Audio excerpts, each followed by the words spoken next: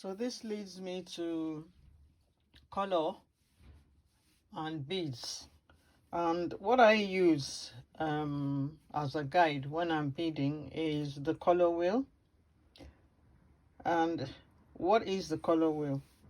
It is a tool which helps one choose color combinations that go well together. It's used a lot by interior designers and painters so that they can choose colors to use in a room.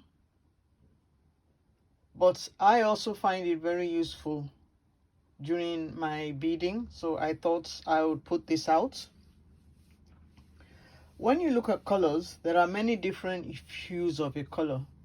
Like when we say light pink, baby pink, salmon pink, and so on and so forth. They're all different hues of pink. So we need to know how to put the different colors, the different hues together, so that we will have a lovely color scheme in our beads. So the color scheme helps us to put these different hues of color into relation with one another. Now we need to know first of all that there are three primary colors, and those are what you have in front of you. I've used beads to let you see the colors. We've got red, blue, and yellow. Those are the three primary colors. These are called primary colors because they can be created by mixing any other colors together. But you can create other colors from them. So if you mix blue and yellow, you get a color. If you mix red and yellow, you get a color. But there are no colors you can mix together to get blue or yellow or red. The next three colors we have are secondary colors. That is by mixing the primary colors together. So if you mix red and yellow, you're going to have orange. If you mix blue and yellow, you're going to have green. If you mix red and blue, you're going to have purple or violet, whichever one you call it. These are formed from mixing equal parts of the primary colors together. So if you take an equal part of yellow and blue, you get green. Then the next colors we have are 6. Those we call tertiary colors. And the tertiary colors are formed by mixing a primary color with a secondary color. So if you mix red and orange, you're going to get another color here. If you mix orange and yellow, you get a lighter color here, and so on and so forth. And we mustn't forget we have 3 neutral colors, of course. Those neutral colors are black, white, and gray. Now you need to know that when you mix primary colors together, that is red and yellow or blue and yellow, you're going to get a mixture which is very bright, very vivid. But when you start mixing a primary color with a secondary color, the colors tend to dull out. They're not as vivid as the primary colors that you mix together. Now we also need to know that there are 4 different types of color schemes which you can use in your beading, which are derived from the color wheel. The first one is monochromatic. And what do we mean by a monochromatic scheme? The easiest way to explain it is a one color scheme, but you can also use different hues of that one color in the beads. For instance, you could use a color scheme pink. If you want to do make a bead in the color pink, you can, but you could also use different hues of pink that go together. Maybe you want to use baby pink, fuchsia pink, salmon pink, and so on and so forth. It's still a monochromatic scheme because it's just one color. You could also use black. In black, you could use black and white and gray. It's still monochromatic. The second scheme is what we call analogous. This is a scheme where we use colors that are found side by side on the color wheel.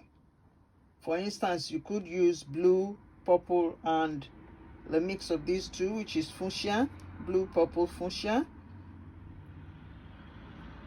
as your color scheme. That's 3 colors which are found side by side on the color scheme. But remember, when you're using these colors, you have to look at the different hues to mix them together, to balance them out. The next one is a complementary scheme, and this is where you use 2 hues or 2 colors that are opposite one another on the color wheel. For instance, you could use blue and orange, you could use yellow and green because they're opposite one another.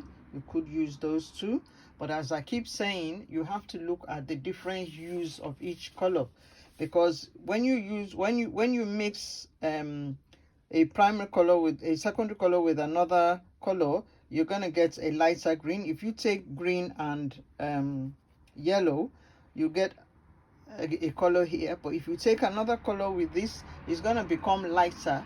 So if you want to mix 3 colors that are together, then you have to look at the different hues to mix them together. But what I do is I normally experiment on which hues to use. I experiment with the beads that I have and decide which hues to use. I might decide to use blue and red, they go together quite well. I might decide to use yellow and green, they go together quite well.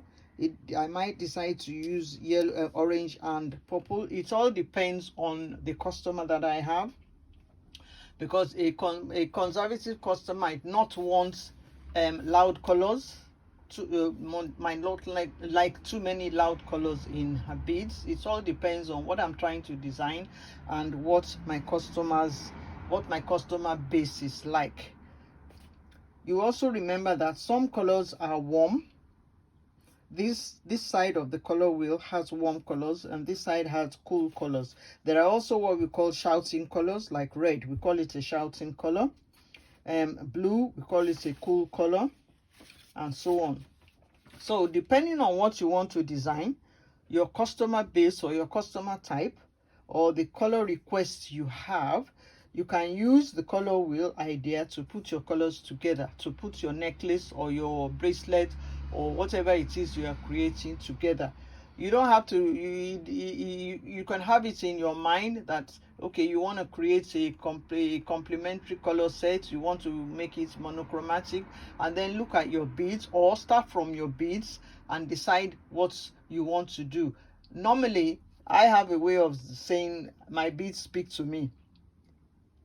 So possibly I will start with the beads and see what they're sort of telling me, and then go down the color routes. Okay, this is what I want to use. Okay, let me look at the color match. Do the colors match? Okay, what type of scheme do I want to use? Maybe by the time I start with 4 colors, I might end up with 1, I might end up with 2, and then I go on to my design.